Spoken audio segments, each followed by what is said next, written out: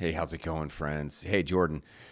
It's important for us as we have a parenting podcast that we do regular episodes just about screen life and helping and empowering parents with all these screens. Don't you agree, man?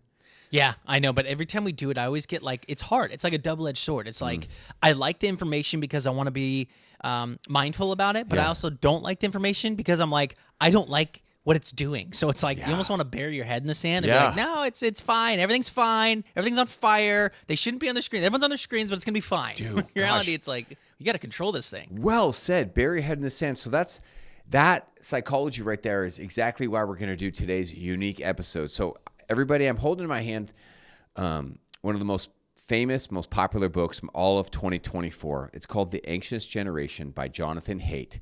The subtitle is The Great Rewiring of Childhood is Causing an Epidemic of Mental Illness. Everyone, this has been, I don't have the stats in front of me, but it's definitely the number one nonfiction book of 2024 or one of the top 10. It's extremely popular. And here's what we're going to do. I'm going to tell you some of the biggest takeaways from the book so you don't have to read it.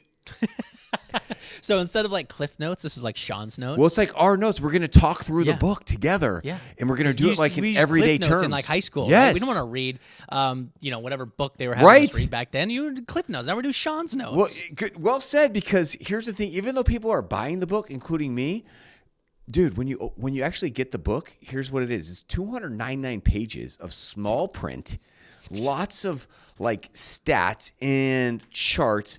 And I really love this author. I want to talk about Jonathan Haidt, but I have a feeling like this is the type of book that you order and then you don't read because it's just so heavy. Would you say that the book about the anxious generation makes us anxious for reading it? Exactly. It's so and to long. your point, just even talking about some of these stats is depressing and feels anxiety. It's like you want to turn the show off. So we're gonna do something that I think is gonna be very important. I'm gonna share some stats from the book. I'm gonna share some stories from how my work and my helping families with this topic, like how it actually helps. Sure. And Jordan, we're gonna need a lot of you on today's episode.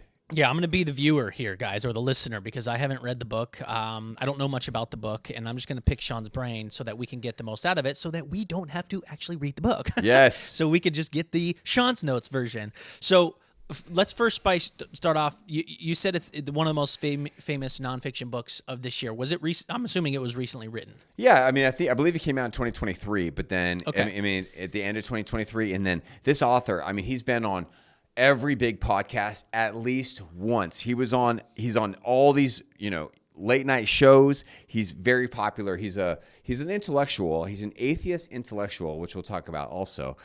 And the book is, in my mind, he's kind of like the leader we've all been waiting for. He actually is exposing this problem, but then he also gives 4 action steps. So hang with me towards the very end, because I'm going to show you what these action steps are and how you can actually implement them, like using, my language. So if you like this show, if you like how I teach, if you like how I tell stories, then hang tight, because, we're actually going to tell you what to do about it. But this is where we really need a lot of you, Jordan, because I was telling Jordan kind of pre-show, I have a little bit of information overload right now, like analysis by paralysis, because I actually became a victim of what I didn't want to happen. I was doing so much pre-work to get ready for this episode. I got too much information for us now. It's like I overloaded myself, man. I'm trying to make this simpler how can I make this simpler for other people if I'm can't even do it for myself, Well, it's hard when it's 299 pages you got to get through, right? And for him writing this, he probably had 500 pages that he had to break down to 299. So there's a lot of good juice in there. Yeah. But obviously, you are living this stuff every day. So our trust is in you. You picked out the best of the best and the stuff that we actually need to know. Need your help, because there's going to be 4 sections of today. And when we get to the section where I'm reading some of the research, we need Jordan to say, Sean, that's enough. I've had enough. I get the point. It's bad.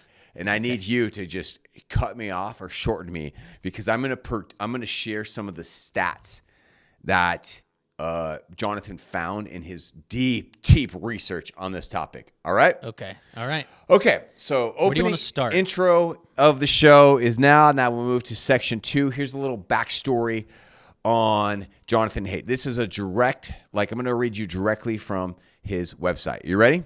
Sure. All right. In the summer of 2022, I was working on a book project called Life After Babel, Adapting to a World We Can No Longer Share, about how smartphones and social media rewired many societies in the 2010s, creating conditions that amplify the long-known weaknesses of democracy, right? Mm-hmm. So if I tried to warn you, everybody, very intellectual, big words, kind of hard. The first chapter was about the impact of social media on kids who were the canaries in the coal mine, right? So that is a term which means if you go into a coal mine, what they used to do and still do is they bring this one bird called a canary, because the canary has these biological senses into the bird, and that when the air becomes unbreathable, the canary will start chirping and making noises, which sending a message to the coal miners, something's off here. It's like an alarm. Isn't that interesting? It's like they're an alarm, really. Yeah. So now what Jonathan's saying is our children are the canaries. Birds. If you want to know what's wrong, look at the children. Isn't that just so well written? It's deep. It's deep. It's true. Look at this. We're there 3 sentences of him, and we're already talking about how deep and how well of a writer he is. I can't wait to meet him. When adolescents' social lives moved into smartphones and social media platforms, anxiety and depression surged among them. The rest of this book was going to focus on what social media had done to liberal democracies. Then I quickly realized that the rapid decline of adolescent mental health could not be explained in one chapter. I needed a book on its own. So, The Anxious Generation in Volume 1, in a sense, of the larger Babel project. And it was published March 26, 2024. Right? Mm-hmm. So, March at the beginning of 2024. And then it just exploded, and it's like, wow, that's the backstory of the book. All right? And I think, a lot of us have probably maybe seen videos or maybe talk shows with this guy on it, because that term anxious generation has been out there a long time, at least for the last year since he's written this thing. But a lot of us have seen it in our own lives, right? And that's one of the reasons why we come to this podcast, is to try to figure out how to minimize it. But how do you minimize something that is so large, a societal shift, a global shift, right? You go from, encyclopedias to the internet, right? No one's using old school encyclopedia books anymore. Or if you are, there's very few of you. So now we're getting into a generation that is so viral and social, antisocial, right? It's online, it's social media. Yeah. How do we parent that? So we're all in uncharted territory here. The kids are in uncharted territory, and the parents are in uncharted territory. Yeah, well said. And then my unique role in your lives, everyone, is I get to tell you stories. Here's a story. Yesterday, I had a phone call with one of my VIP members, because my VIP members get my private cell phone number, and they can call me 7 days a week. And they said, we need to talk to you today. And here's the short version of the story. This lovely family with a really great 13-year-old son, they were driving up to go to a family adventure, we'll call it, just to protect their privacy. Sure. And so, just like most of us would do, you would give your kids and some teenagers some screen time for a long drive with their iPad or a game, right? It sounds pretty normal. Long story short, the 13-year-old was given the opportunity to take regular bathroom breaks on this 6-hour drive, or even, I think it was like a 3-hour drive. And what did the 13-year-old do? 13, not 7. Well, the 13-year-old announces, oh my gosh, Mom, Dad, I peed my pants. What? Yeah. The 13-year-old was so immersed in the video game that he was doing, he peed his pants. Oh, wow. I've never heard of that happening. How about this story? Right? 11-year-old boy and his friend are watching pornography together. And one of them says, why don't we, try touching each other? And so these two boys start touching each other. Age 11. These are real life stories, right? So you hear about these stats of depression, anxiety, people cutting themselves, and hear about violence, about how this one kid is having mental breakdowns every time the parents take the phone away. These are like, but in my world, I actually hear these stories from parents coming to me. Dude, that's tough. Right? This is That's tough. my world. My world is not a world of freaking stats and boring stuff and 399 book pages. My world is like, what do you do when your daughter says to you, like, I don't want to go to school anymore because I don't like any of the kids there. I just want to stay home and be on my phone, or you know what I mean? Yeah. And the hard part for you, I'd imagine, is trying to figure out an answer to that, because you can't just say, all right, we'll take the tech away. Right? Because that might be the easy solution, but it's really not the overall solution. They're going to find tech some way. So here's another solution to these problems. I have a ebook that you can buy for $15 on my website right now, everybody. I'm proud of the book. It's a good book. It's called The Parent's Guide to Break Screen Addiction. But I've been working hard for the last 9 months to come up with a new and improved version of the book. And I'm going to be giving it away for free. It's going to be 99 pages, so it's not super long. It's called How to Break Screen Addiction and Stop It Before It Starts. And it just gives, and one of the tips that I give people in this book is, you can't just take screens away, because if you have an addicted child or a child who's overusing it, you just can't remove it. You have to help them replace all that screen time with something healthy. Like, you did this, you enabled it, you gave them all the screens. Now just don't leave them dirty, like help them out and emotion coach them into filling that bucket with healthy people and healthy activities, right? The hard part too is I was just talking to a buddy at work, and we were talking about, I want to say, what is the generation just going into the workforce right now? Is it Gen Z? Yeah, maybe? Gen Z, Okay, so he was telling me, he was reading an article about they're the most fired generation of any generation in history. Yes. Right? Yes. Because they don't have the social skills needed in a workforce environment to talk and mingle and deal with stress at work, because they're so involved in the social elements of tech and the phones and dealing with people virtually rather than in real life. So what Sean is saying is, like, we got to teach these kids this, because they're not going to thrive as adults. They just won't. And we're kind of seeing that happen right now to specific generations. Yeah, we will talk about Gen Z, because Jonathan talks a lot about Gen Z. And I think the younger age, so our younger children are not Gen Z. Are they Gen Alpha, or are they Gen Beta? I don't even know what Gen I am. I'm barely millennial. You're okay. I'm late millennial. And I think I'm a zillennial. So I'm like in this 5-year area where I'm right in between Gen X and. See, it's confusing. So here's So March. So right now, Gen Zers born between 1997 and 2012. So Gen Zers are 13 through 28. Okay. So, and a lot of these were the ones that helped go through the pandemic too. And then now they're getting into the workforce. And so one of the things he was telling me in the article was the level of knowledge is actually down from before the pandemic, because a lot of our learning kind of halted during those 2 years or so that we were stuck. Dude, bro. Yeah. I don't have this stat in front of me, but I've heard this many times. IQ has been shrinking. Right. Children's IQs are going down over the last 15 years. This is so alarming. Let's get some alarming stats, okay? I got 10 in front of me right now from his book. And I need you to stop me when you've had enough. I need you to try to pretend our regular listener. This would be great if we actually had a teacher like you that forced us to read like in English, and we didn't have to read the whole thing. This would have been so much better. I know. Huh? Well, I think that's what AI is doing now. It's like, AI, just tell me this information and make it easier for me. Okay, let's start with something basic. Okay, percentage of U.S. undergraduates diagnosed with a mental illness. Okay, back in 2028. All right. 2008. Everyone think, how old were you in 2028? So let me think. Oh, dude, I just graduated college. I was just getting my first job for $9 an hour. Oh, yes. Out of college, by the way. I wasn't at like fast food. It was like, that was my college degree job. Okay, keep going. All right. So 10% of people, undergraduates, were diagnosed with mental illness back in 2008. Yeah, it makes sense, right? Okay. Well, anxiety, Facebook came out in like 2004, depression, 2003. MySpace was done. Yeah. We were, getting into Facebook, and then Twitter came out. So that we were starting to really dive into the social stuff online. Okay, 10% for anxiety and 10% for depression. Now, let's jump to, low. I think it's 2020 when this was taken. We're looking at around 24% in anxiety and around 20% in depression. So 134, so doubled. Over double for anxiety. Over double. All right, let's go to this. All right, let's go to depressive episodes for teens. Oh my gosh.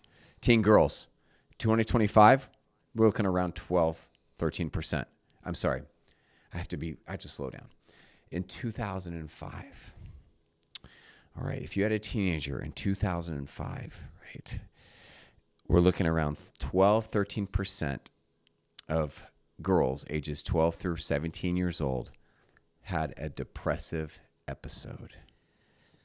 Okay, that would be my sister. So just trying to think of her and her friends at that stage. Okay. Now 28%. Over 1/4 of teenage girls have had depressive episodes. And Jonathan, can you give us an example? What is a depressive episode? Well, first off, yes, two-part answer to that. We know that social media has different impacts on boys versus girls. Okay. And with girls, they cannot handle it. The imagery, the Snapchat, the Instagram, the comparison, the beauty, the makeup, it leads them to feel very anxious, very depressed. They compare themselves.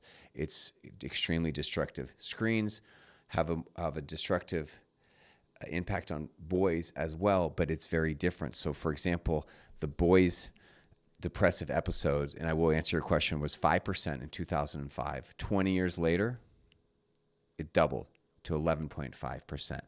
So, you know what? I'm going to pause you for a second because if we think of the older generation, usually I would say this happens around the midpoint of your life, right? Don't they call that a midlife crisis when you look at your friends and you say, oh, they have the bigger house than me. They're driving the Jag. You know, this person's got this. I'm living in my mom's basement. So then you have a midlife crisis. But what you're saying is that is happening to our kids at such a younger age because they're immediately comparing themselves instead of waiting 10, 20 years to compare. And they're not even developed then. So they're doing that as a young kid, which is awful.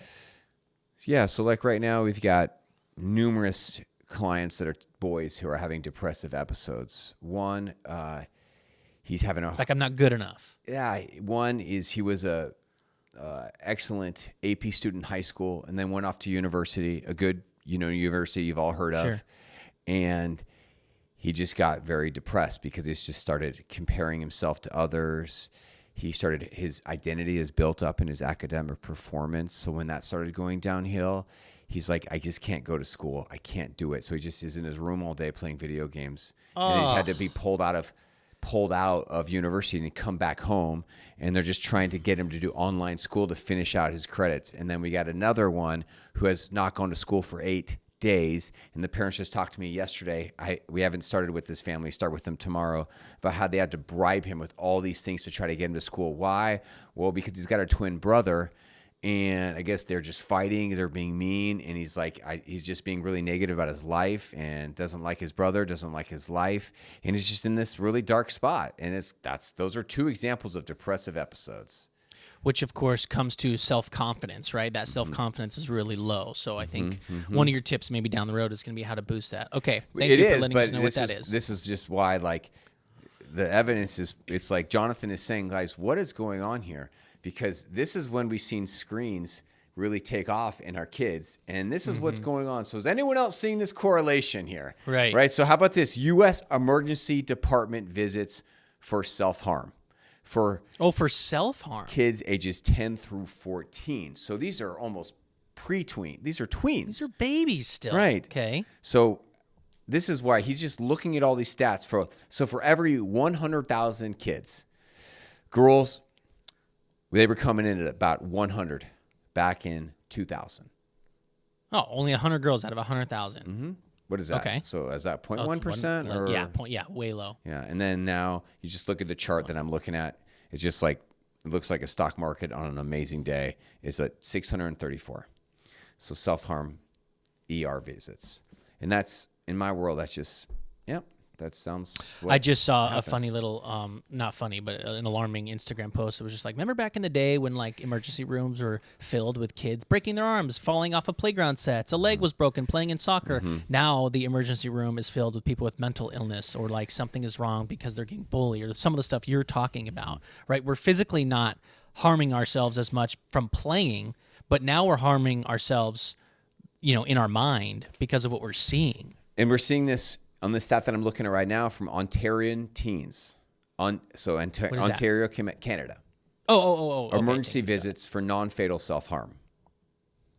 Since over the last 20 years, 701% increase for girls, 162% increase for boys. Oh my God. So I might have read that stat wrong.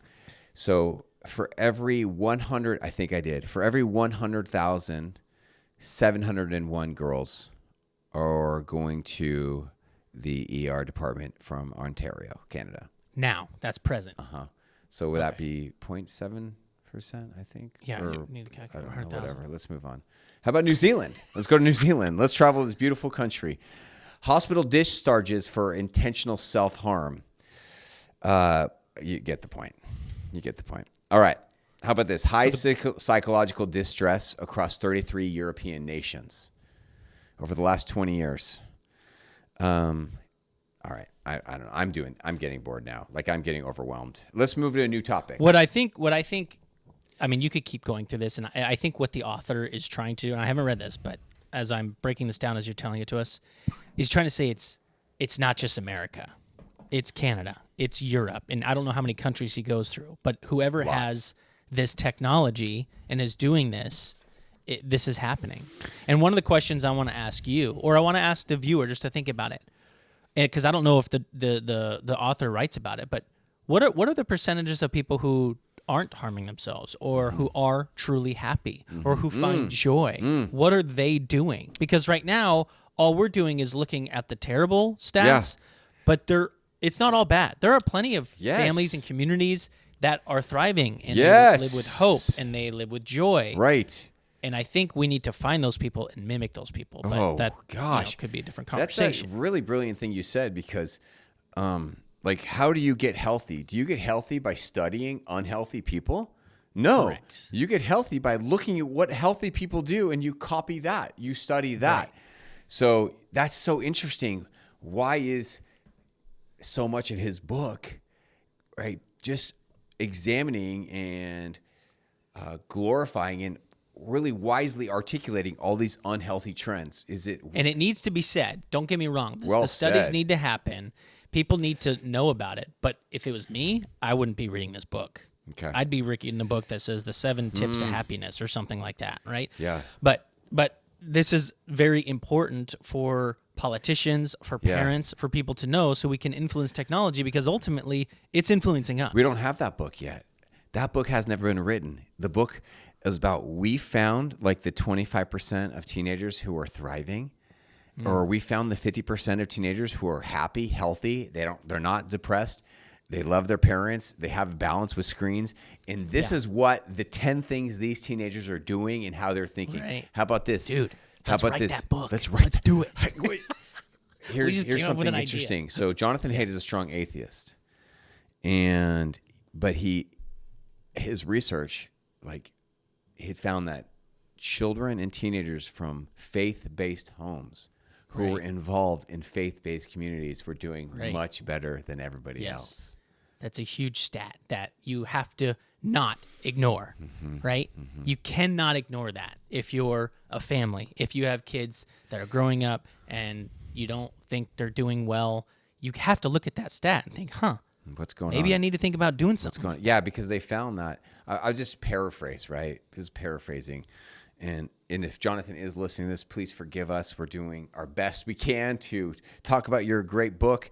So the paraphrase is like, when you're dealing with anxiety and depression, partly what you're dealing with is like who am I?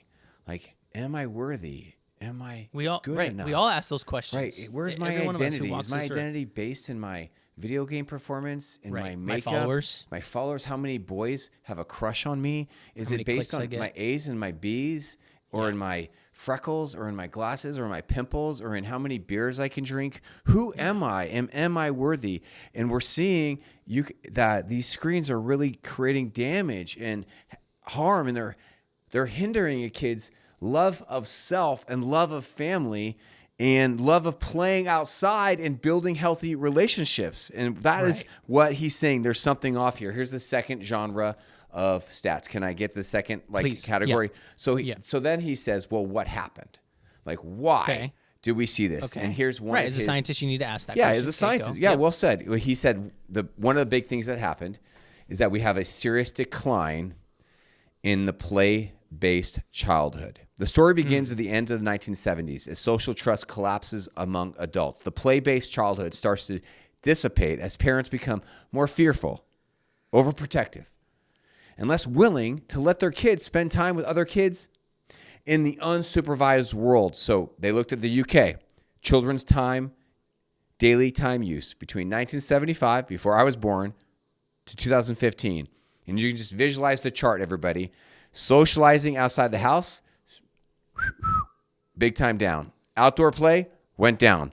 Screen-based activities, organized sports, and homework went up.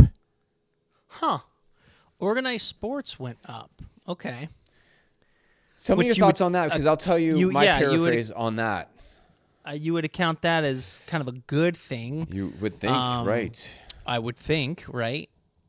I like free play too. I don't know why free play would be better than organized sports, unless you become that parent that just has so many organized sports that the kids don't have time to think or do anything for themselves, because then you don't get boredom and you can't be creative. I think everybody needs to come up with their own answer to that question, but that is a great question. Let me paraphrase. What's wrong with organized sports, Jonathan? Right. Like, isn't it great? Yeah, it's true that we have much more organized sports, travel ball, year-round ball, many more options, lacrosse, girls volleyball, girls flag football, swimming. We have more sports now than we did 25 years ago. But Jonathan, what's wrong with it? Well, one of the things he's saying is that his point is this term that we'll get into deeper later on in this episode is the beauty and the value of unorganized play. Yeah. I think, being creative, right? When you have unorganized play, it's being creative. It's playing backyard basketball and having to pick the teams and then have that kid be the last picked and have to deal with that and play and try to ball out. So next time you're not the last picked. You're going through challenges at a younger age. It's your teenage girls getting together to, just talk. To make up. Walk around the mall. Yeah. Go to Starbucks together. Play. Not on a screen. Just going on to walking around the park, doing things that you used to do as a teenager, just existing with other people, not staring at a phone and hanging out at the same time, which is what they do, right? Mm-hmm. So a couple more stats, because I don't want to bore us. How about this one? Hours spent parenting per week for U.S. mothers. What do you mean?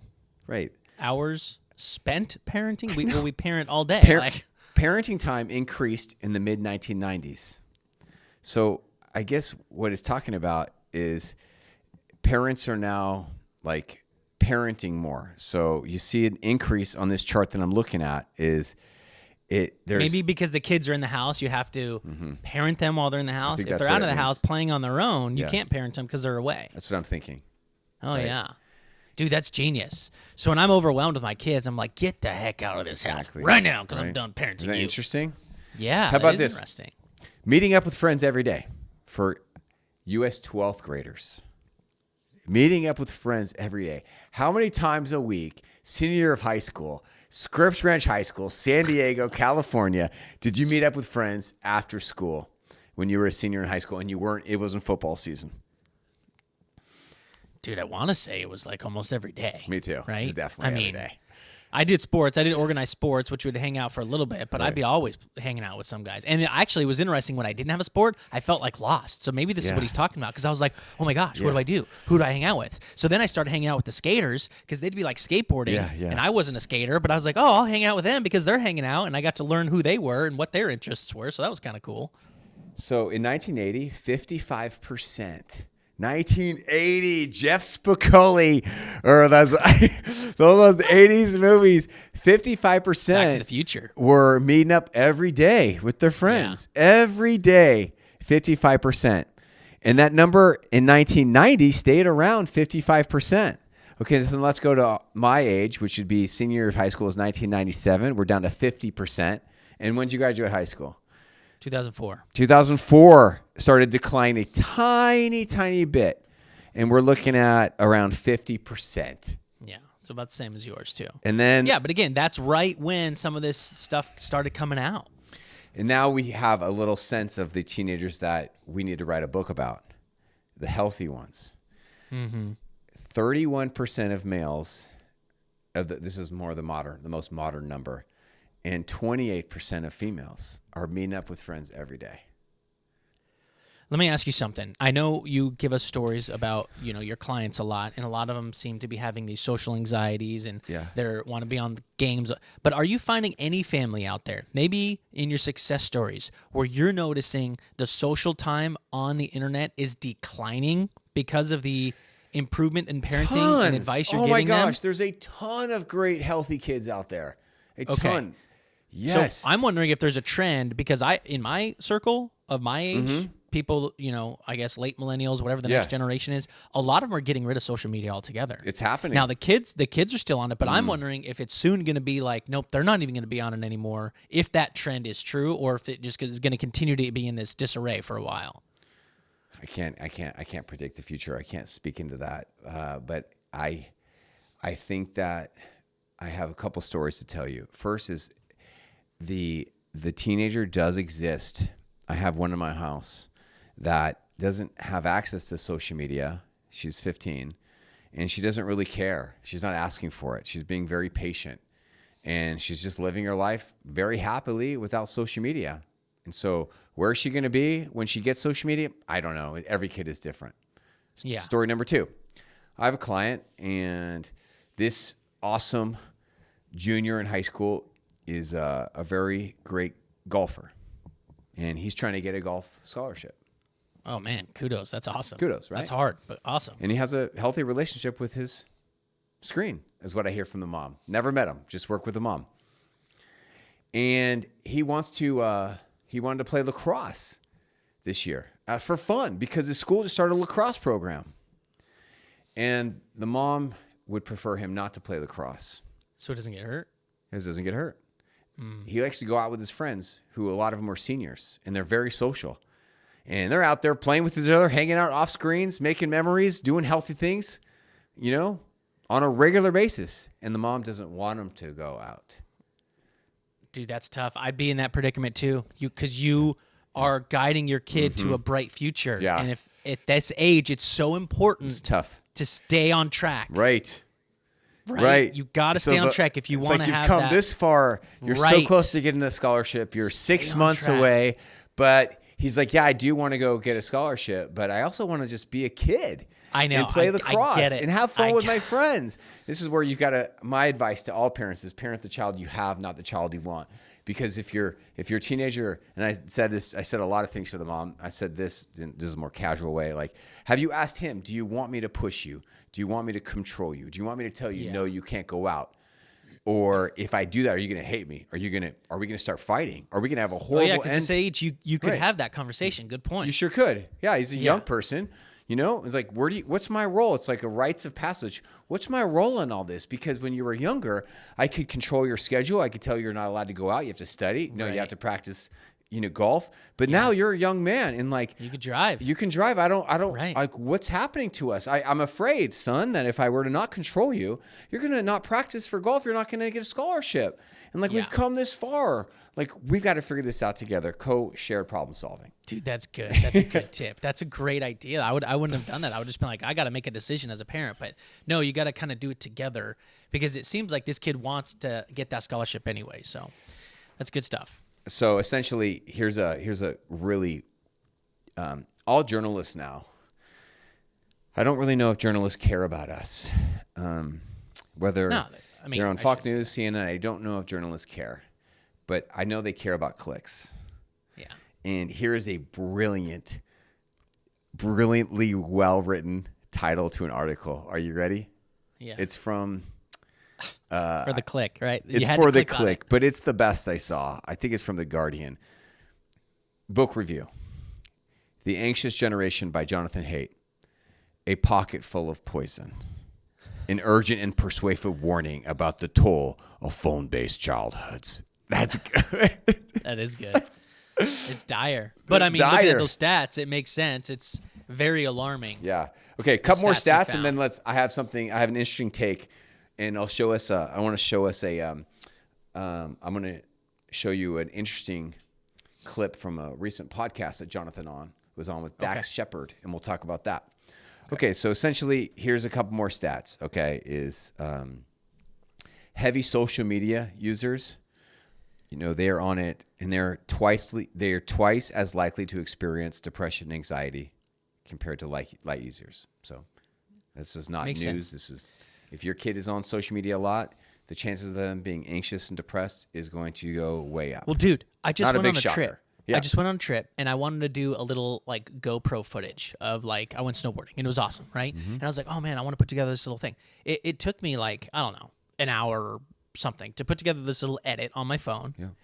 And then the edit didn't go through, and I had to start over. And I'm already starting to feel the anxiety and the stress of posting this dumb thing that I didn't need to post anyway, because I got to enjoy the joy. I don't need to share that with anybody else other than the ones I love, right? And now I'm getting anxiety because now I have to start over. I got to get the perfect edit, and it was so silly. I'm like, this is why I need to throw this thing away. I like it because I can go back, and it's almost like having a photo album and looking at some of the stuff I've done. But it drove me crazy, and I'm like, this is why I want to delete all of it. Well said, yeah. Yeah, It's just noisy. Okay, a couple more stats. Ready? Compared to kids in 1990s, today's teens are less likely to get a driver's license, have a job, Dude, 90s were the best. or the go best out decade. with their parents by the age of 18. Also, sleep deprivation.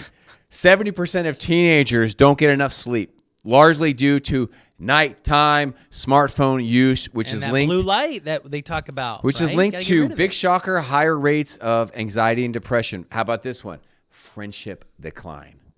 Aw, The number of teens true friendship decline. who meet with friends daily dropped by 40% from the year 2000 to the year 2020. That's why you got to find a good hobby for your kids to be able to enjoy with other kids, right? Like, I like this kid golfing. Golfing's a social game. You'll meet people out there, right? You'll come back, play tennis, play pickleball, play chess. I don't care. Just do something with other people. All right, I'm going to show us a clip Okay, this is the author, right? that Dax Shepard, a podcaster, is talking about to Armchair Expert, Jonathan. right? Isn't that his show? Armchair Expert, popular podcast, and it's very interesting take. And listen to this take, everybody, and then we'll talk about it in a second afterwards together.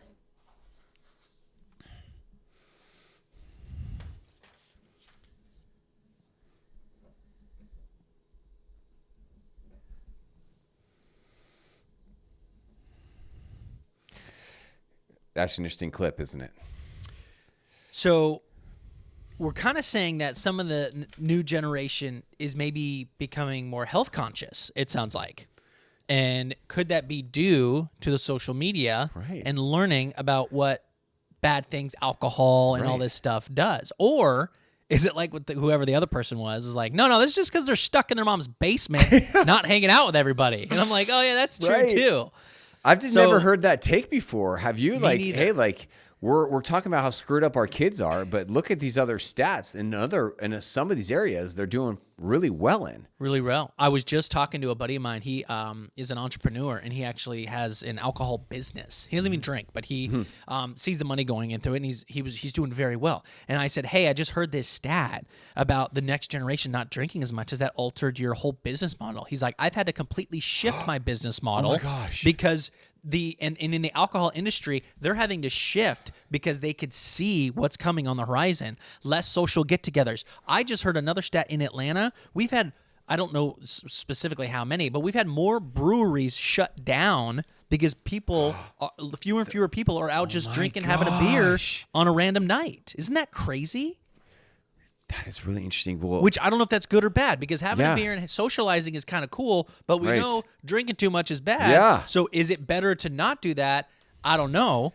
dude, I'm in that. I'm in that. Crazy. I haven't had any alcohol for 2.5 years. Have you lost any friends who have drinking alcohol because of that? I was just talking to another buddy. He's like, you didn't leave your friends. You left alcohol, and then your friends left you because you don't come and drink with them anymore. No, it's been the opposite. Like people have told Danielle, because then after I stopped, Danielle just voluntarily says, if you're not drinking, I'm not drinking. So we've had numerous friends tell us that our sobriety has had a big impact on them. It's very inspirational.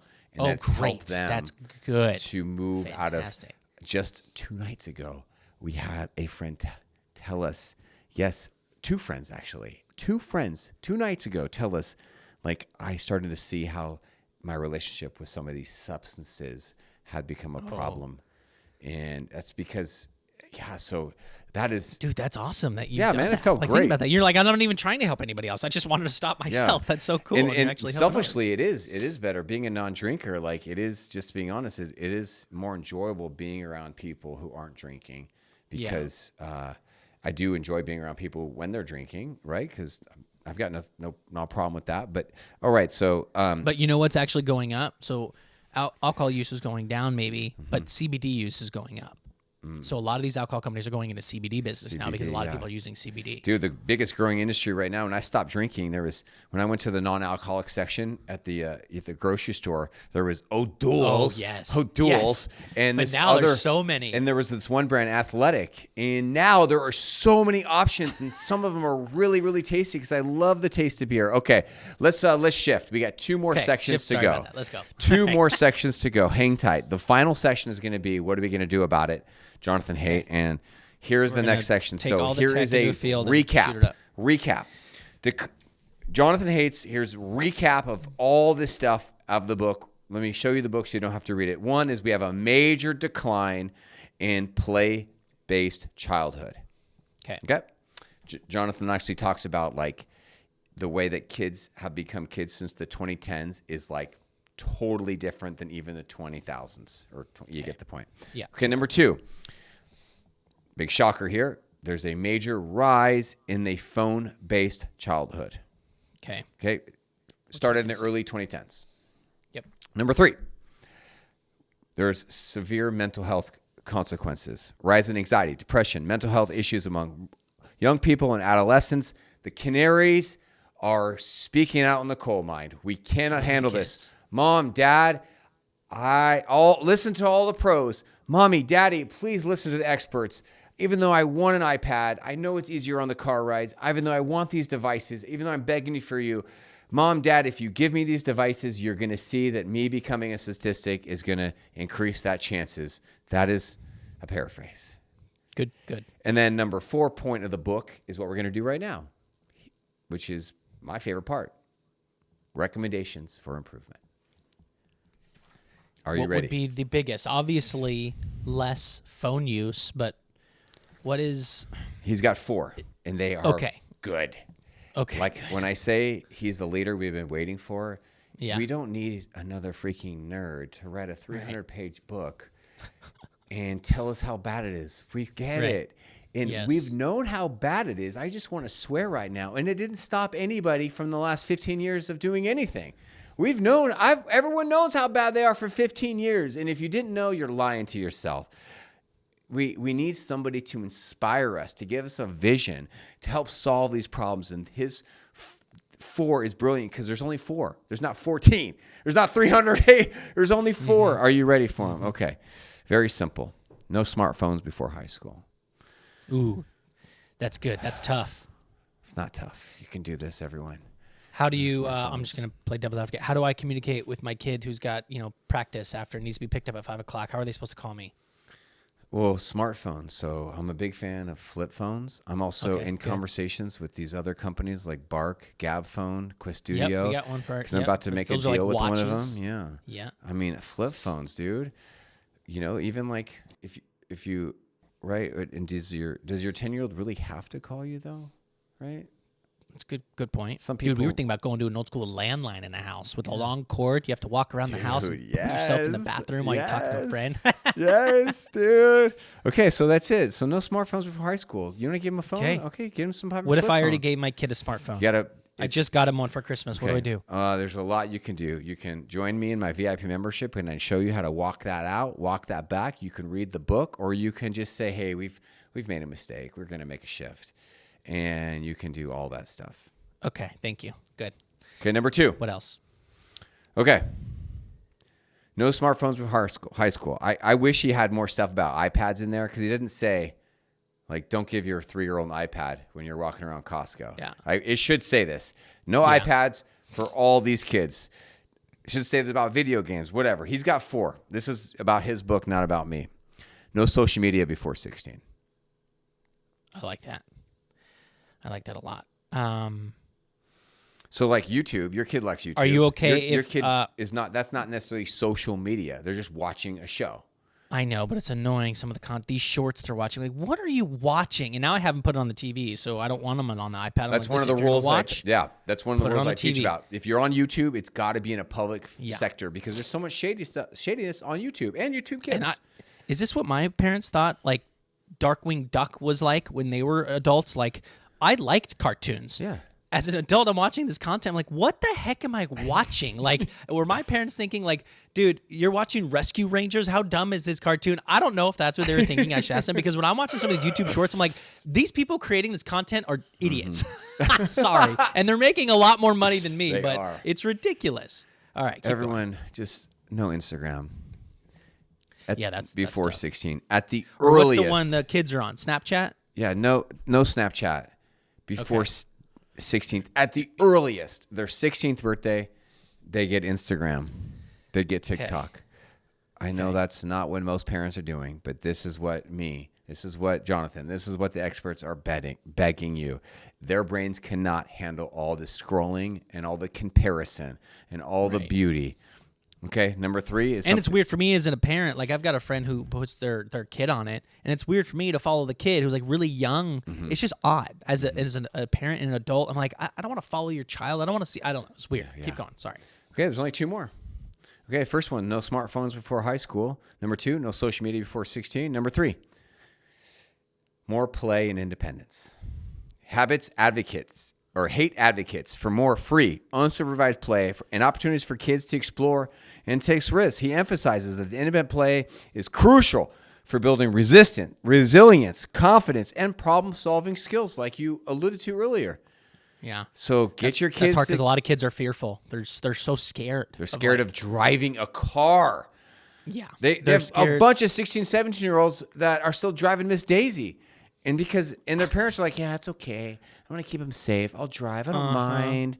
No, we want these kids to be driving so that they can go get jobs at age 16, 17. They can live their lives. They can drive. They can experience human being childhood.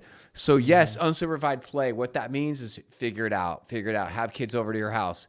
No screens. Adventures. Take them out. Get them out there. Have them be bored. And then they'll pick up arts, crafts, drama, all this good stuff. That's good. That's really good. All right. And this one, I have good news. This is actually really happening as well. Schools should be phone free. That's his forecast. Yeah, and they're becoming phone free. Thank God. Slowly. Thank God. Yeah, my school, my kid's private school just announced it 2 weeks ago.